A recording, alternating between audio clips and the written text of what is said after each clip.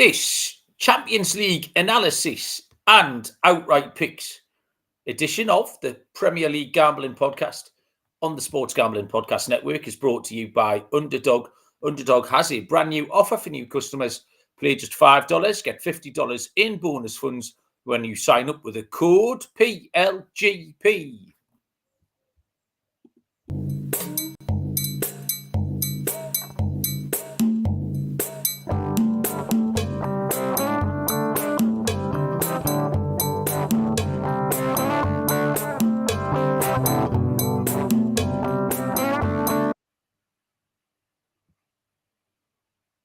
Welcome, everybody, to the Premier League Gambling Podcast on the Sports Gambling Podcast Network. My name is Malcolm Bamford, coming to you from Newcastle upon Tyne in the northeast of England. Today is Friday, August the 29th. We are here to do some hard-hitting statistical analysis on yesterday's Champions League draw.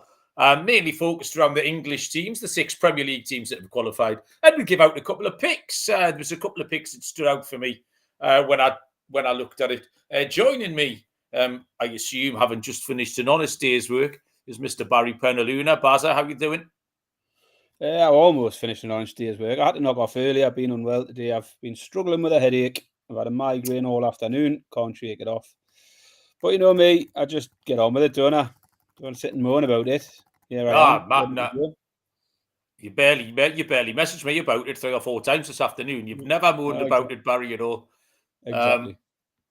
As I had my usual kind of day, I worked. I cranked out 2.5 hours this morning. I've had 9 holes of golf this afternoon. If you can, it's dead smoky in here, Baz. I've just knocked up some burgers for the kids. It's like backdrafting here now. I always go for the sort of like smash burger, but I use the dry pan, which does lend itself to a house full of smoke. So if you can kind of see me through the haze, that's why I put my Gregory specs on again, just so I can see what I'm doing. Firecracker chicken in here for me tonight. I've got some bit of Chinese on the go. What chicken? Firecracker chicken. It's like a Chinese kind of dish, but I'm looking forward to that. Firecracker chicken, bit of basmati rice, bit of tender stem broccoli. I'll be on the burgers again, but I haven't done mine yet. I thought I'd wait until I spoke to you. The IT department has gone to bongo bingo, Baz. So she might come back with a big wad of cash or a Henry Hoover or a giant dildo or any of those things. So it's just me and the children here this evening. There's quite a few reprobates who've got nothing better to do on a Friday than listen to us do this show. Lee Smith is at work, but not doing much. Joe Dollar, Joe, how you doing? Harry, Chelsea. John Cullerface joined us, and Ian Lights out. George came in the chat last night quickly, and we talked to him about it. And I said to you, man, it's Big Daft George from when we went to Sheffield. Well, apparently phoned Simmers this morning and said, "Yeah, do you not call me Big Daft George?" And because George thought he was just Big George. He didn't realise the word daft was in there as well. He said, "Yeah, do you not call me Big Daft George?" We're like, "Oh man, it's affectionate, George. Don't worry about it." Turns out George didn't know he was daft, Barry. So that was news to him last night when he tuned into the show. So welcome, George, Big Daft George, if you're listening. That made me laugh. We're going to do some just the 6 Prem teams here. We've got the main show went out last night. Loads of picks on that. A bit of championship action tonight. Birmingham against Leicester should be a half decent game. I've just had to go on the Super Boost, which is over half a goal in the first half, just to try and steal some bullets ready to fire at the weekend. But we're going to have a look at the 6 Premier League teams and the Champions League draw mainly. We'll crack on with that. I'm going to tell you about, this is a great time to get involved with our brand new, unique, exclusive, etc. sponsor, which is dailyspins.com, your destination for crypto sports betting. dailyspins.com/sports is the place to get involved in all of that. Their Premier League stuff is absolutely shit hot. It's really, really good. So get involved there. I think the main place to start, Barry, with this Champions League draw is obviously the big contenders, Newcastle United here. I've got the prices here for, if you remember this ridiculous new system, the 1 to 36, is it? Yeah. 36 teams. 32. Yeah. 32. No, 36. 36. Yeah, it's 36, Barry. You're So we've right, got mate. prices to win the league stage, to be top of the 32. We've got prices to finish in the top 8. And then we've got prices to finish in the playoff spots, which is 9 to 24. Newcastle United in those three markets are 40 to 1 to finish top, 5 to 2 plus 250 to finish in the top 8, and 1 to 2 minus 200 to finish in the playoff spot, 9 to 24. I had a look last year. 16 points was enough to get into the top 8. 16 points from your 8 games. And 11 points qualified. There was 3 teams on 11 points who qualified in the positions 22, 23 and 24 positions. So that's where you need to be. 11 or more should get you through. 16 or more should get you in the top 8. I was kind of torn here where I was sitting with the kids watching the draw between wanting big, exciting teams and then wanting us to win games as well. You know, you wanted a mix, didn't you? So Barcelona at home was brilliant. Bob was excited because he got first pick in the draft. Betty took first pick in the Premier League draft, leaving Bob first pick in the Champions League draft. So he got Barcelona. But then equally, I was hoping for sort of Paphos and away to Paphos and home to Almaty as well. And I thought Newcastle got a really hard draw as it happened. The top 2 were always going to be difficult. At home to Barcelona, away to PSG. Fun games. Revenge spot in Paris after we got sawn off by the officials last time round. Then Benfica, Leverkusen and PSV, who were all established Champions League teams. Marseille away is always a nightmare trip for all kinds of reasons. Generally because you're guaranteed you're going to get your head kicked in. So Marseille away, and it's never fun football-wise either. And then Bilbao at home, a La Liga team at home. It's not Paphos or Almaty or anyone like that. And Union SG away, 40 to 1 doesn't appeal. The 5 to 2 for the top 8 doesn't appeal. And the 1 to 2 for the middle spots was just too short. Like I say, 11, 12, 13 points in there for Newcastle. I think there is 11, 12 or 13 points in there for Newcastle. But none of those bets appeal particularly, Barry. No, nothing for me on the Newcastle side of things. It's funny you mentioned Marseille. That was my first thought when that drawn out. Nobody wants to go to Marseille away. It's just got the crazy ultras, haven't they? Every time England go and play in a European Championships or a World Cup in France, it's always Marseille where it all kicks off, isn't it? I did have a little chuckle at Liverpool, who got Marseille away and Galatasaray away, which are 2 of the worst possible ones you could want if you want to avoid any kind of trouble. But in terms of Newcastle, it's one of those, you know, if you get into the Champions League, you want the plum draw, like you want those Barcelona at home and stuff like that. But we got a little bit unlucky with the sort of pot 4, pot 3 teams, in where we picked the hardest ones of the lot.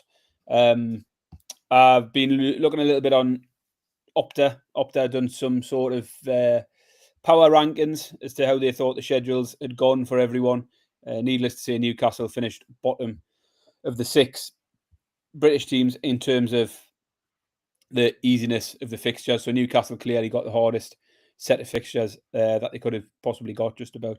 No bet for me on Newcastle. Still think, as you said, 11 points might be enough to get you out of there. There's more than enough potential for Newcastle to finish in the top 24. But nothing that made me want to bet. I mean, 9 to 24, I think they were 4 to 9, weren't they, to finish in the qualification spots? Yeah, I got 1 to 2, so yeah. So yeah, no bet for me on Newcastle. Fair enough. Chelsea next up for us here to have a look at. Chelsea are to win the league stage 12 to 1, even money for a top 8 finish, and even money to finish in the playoff spots, which is fair enough. I thought that was wrong price, but actually it makes sense in hindsight. Even money for top 8, even money to finish in the playoffs. Barcelona also for Chelsea, as well as Bayern Munich, which is tricky. Napoli away is a tough draw. But then they got the easy pot 4 teams, where we got the tough ones. Chelsea did get Paphos and Karabag, so the 6 points there. Ajax at home should be an easy one.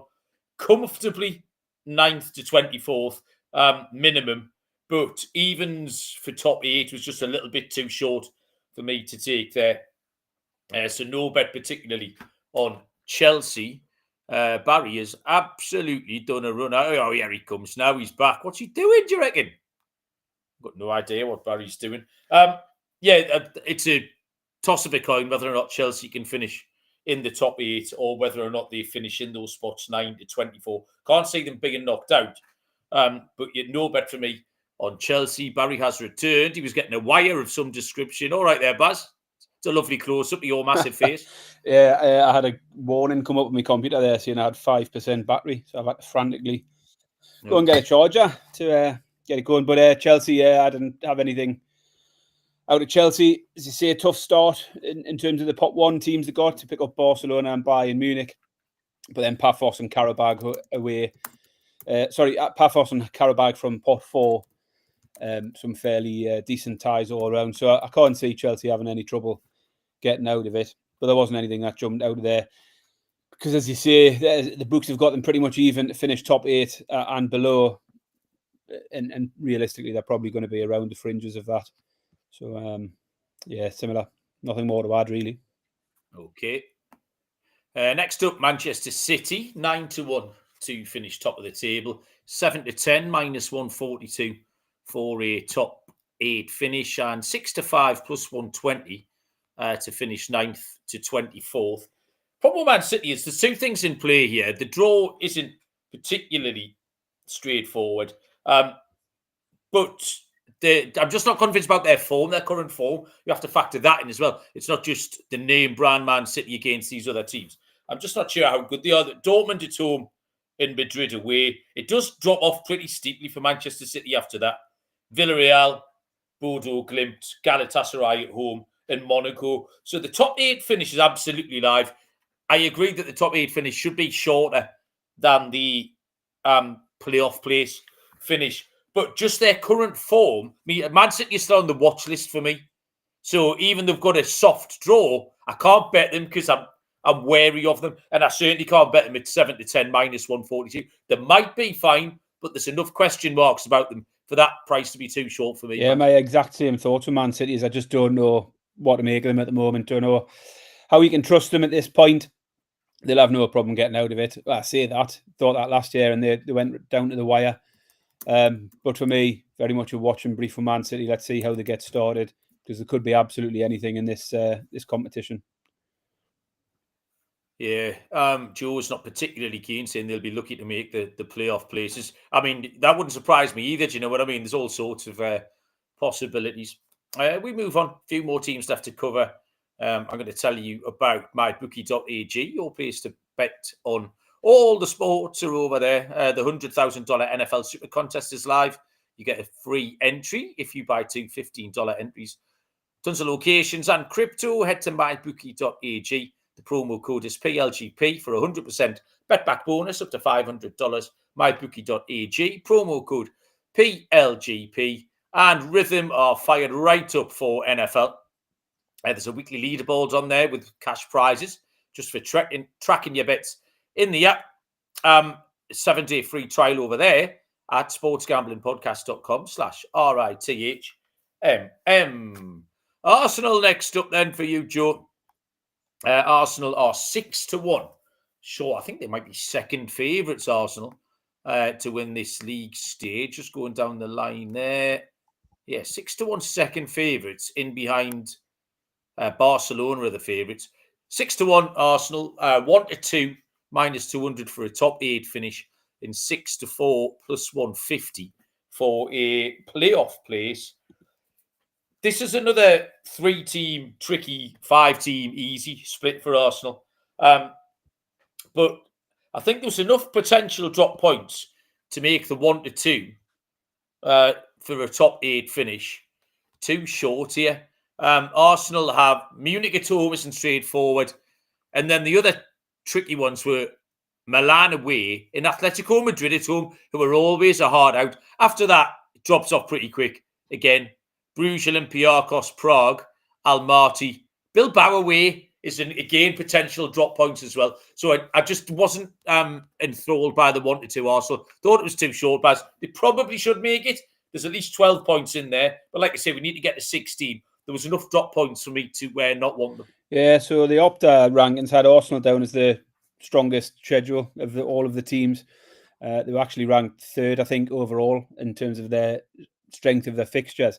But it was skewed massively. It did caveat that with the fact anyone who had Almaty in their fixtures were massively elevated up those rankings because Almaty are ranked 473rd in the world or something like that. And actually, if you take that fixture out of it, bank that as a 3-pointer.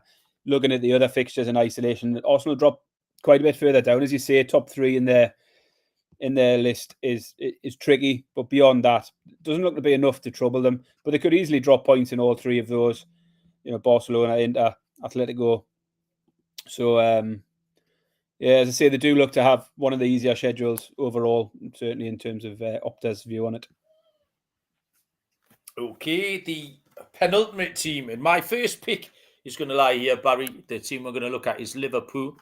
Liverpool, who topped this table last year, 21 points. I think Liverpool picked up. They are 6-1 to top it again this time around. 1-2 -200, and for the playoff places are 13-8 plus 162. So tricky for Liverpool. Home to Real Madrid, always a tricky game. They will go to Atletico Madrid. Atletico, we know, are hard as nails. I thought they were good last year. They haven't been as good this season. You're right, Joe. Joe's pointing that out. But it's early days, and they're just a tough place to go. They have to go to Milan, and they have to go to Marseille as well. And Galatasaray. There's a lot of potential drop points here.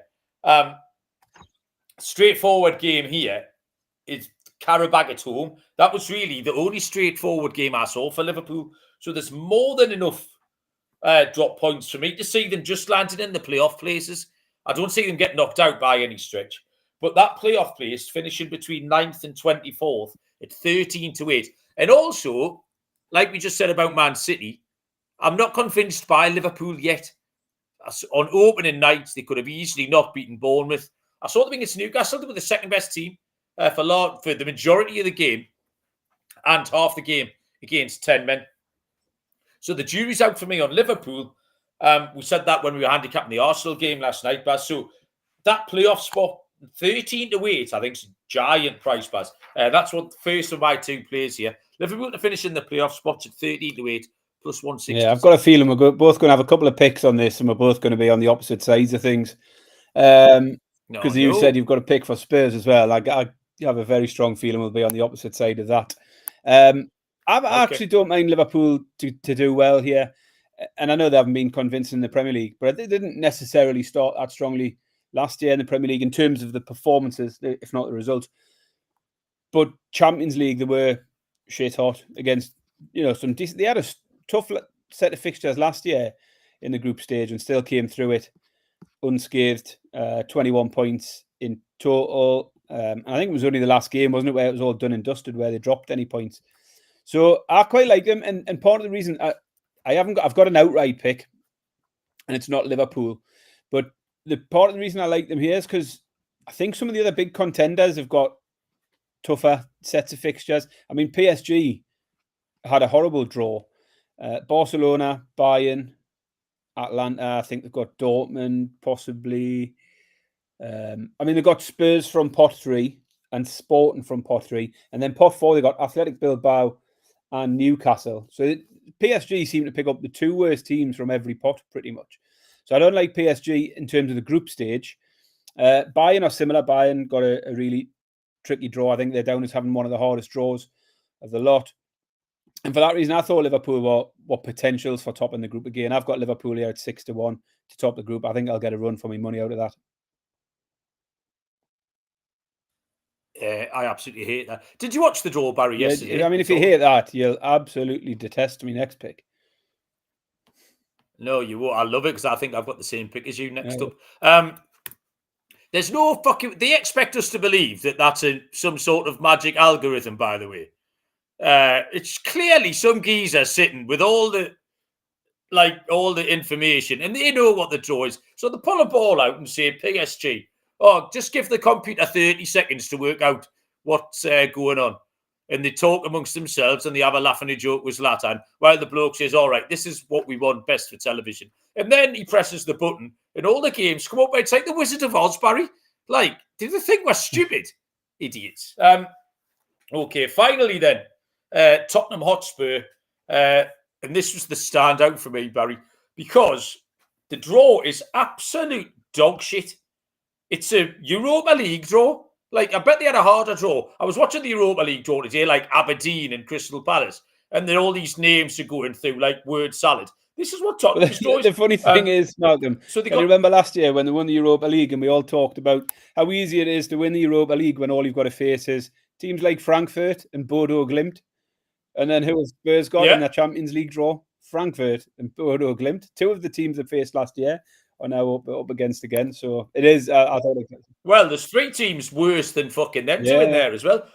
Dortmund at home was the easiest of all the pot 1 games. Okay, PSG away is a little bit tricky. The rest of it, though, is a Europa League draw. Frankfurt, Bodo Glimt, Slavia Prague, no. Copenhagen, no thanks. Monaco and Villarreal. It's absolute dog shit. So win 5 and draw, even if you give them 5 wins and a draw out of those 6 games, that gets them to 16 points. That's before Dortmund at home and PSG away. We've already said 16 points gets you in the top 8. The top 8 finish at 2-1 is incredibly achievable. I don't actually mind the 20-1 for Tottenham to finish top of the table.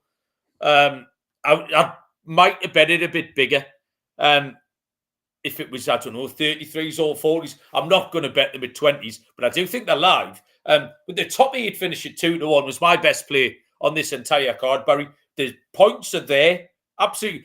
Tottenham started well as well. Obviously, we know it's a short sample, but they looked good against PSG. They got a draw there, which would normally be another point. And they have started the season well, made some more signings today. Simons has come in.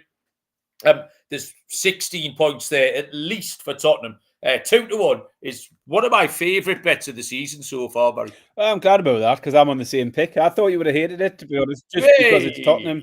But I think you've got to forget about Tottenham last year because Thomas Frank's Tottenham do look a different outfit so far.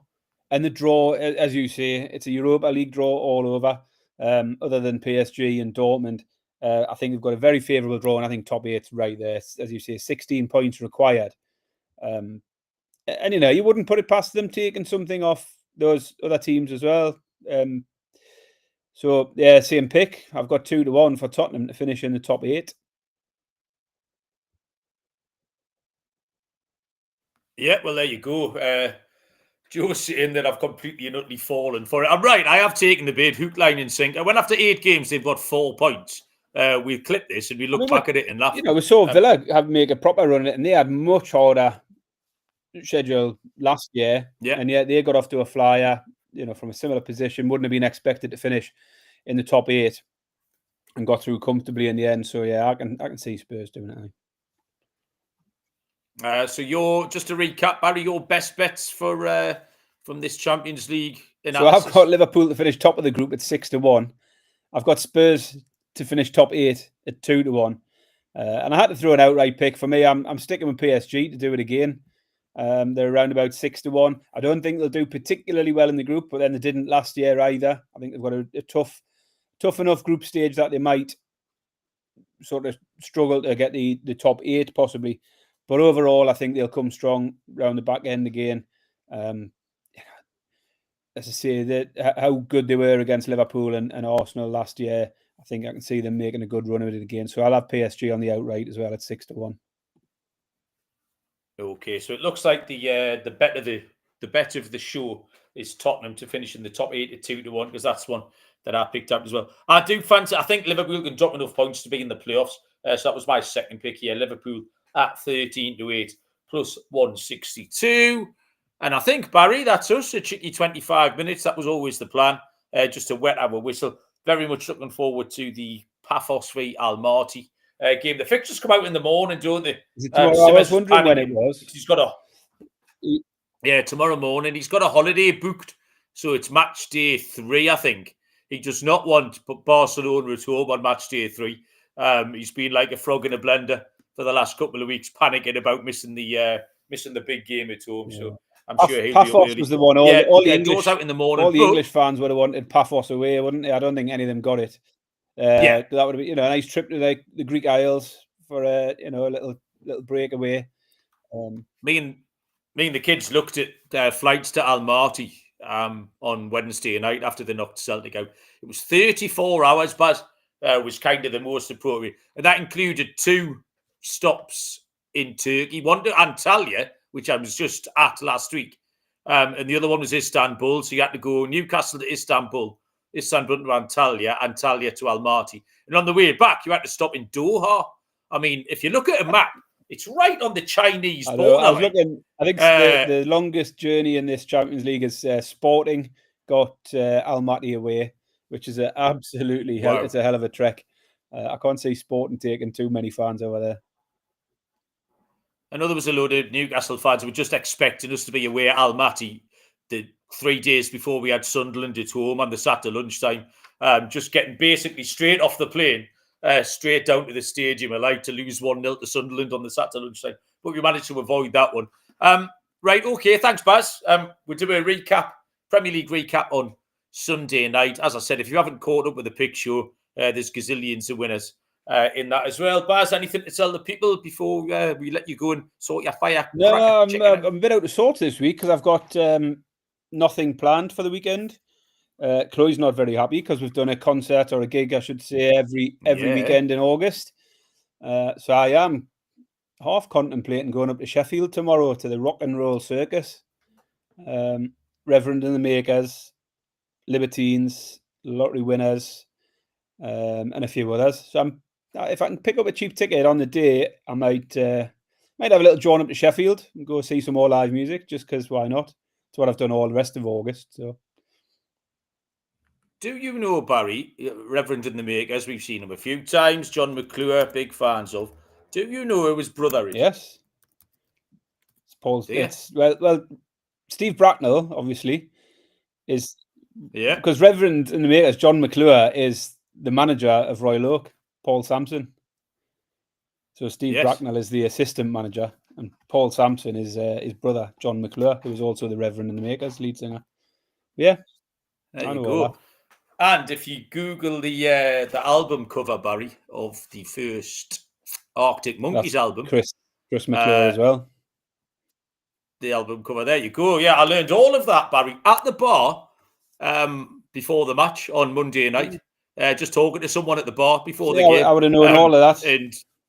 But yeah, he's that iconic image from the Arctic Monkeys, isn't it? The guy smoking the cigarette, the headshot of the guy smoking the cigarette. Yeah, that's who Malcolm. Well, anyone who doesn't know what we're talking about, Steve Bracknell is the bloke who Malcolm met. We put it on YouTube, didn't we? Have you seen all that kit launching stuff now? By the way, you see, one step ahead, me, Barry. I'd get in where a draft wouldn't. I'm like Sam Quick. Right, okay, everyone, go away, enjoy your weekend. We'll reconvene here on Sunday night to talk about all the winners that we've had. Good luck, everybody. We'll see you down the road. Cheers.